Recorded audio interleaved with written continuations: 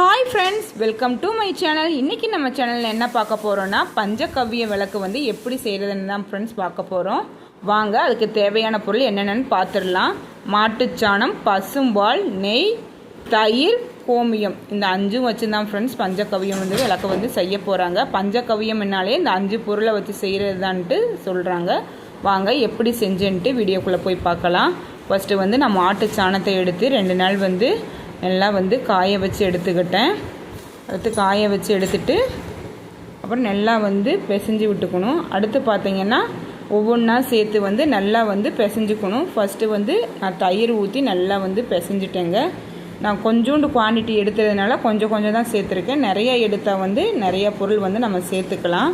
அப்படி இல்லைன்னா வந்து நிறைய நம்ம பண்ணுறோம் அப்படின்னா வந்து நம்ம வந்து ஒரு நாள் விட்டு ஒரு நாள் வந்து ஒவ்வொரு திங்ஸாக வந்து நல்லா பிசைஞ்சு வச்சுக்கணும்.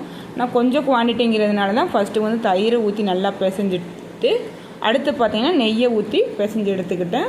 அப்புறம் பார்த்திங்கன்னா பசும்பாலையும் ஊற்றி நல்லா வந்து பிசைஞ்சு எடுத்துக்கிட்டு ஃபைனலாக வந்து கோமியம் வந்து ஊற்றி நல்லா பிசைஞ்சுக்கிட்டேங்க. நல்லா வந்து பிசைஞ்சால் தான் நம்மளுக்கு வந்து விளக்கு செய்கிறதுக்கு வந்து ஈஸியாக இருக்கும்.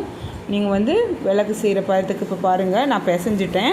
நான் வந்து என்கிட்ட மோல்டு இல்லை, கையில் தான் பண்ண போகிறேங்க. ஏன்னா வந்து கொஞ்சம் தானே, அதனால் வந்து நான் கையில் தான் பண்ணுறேன்.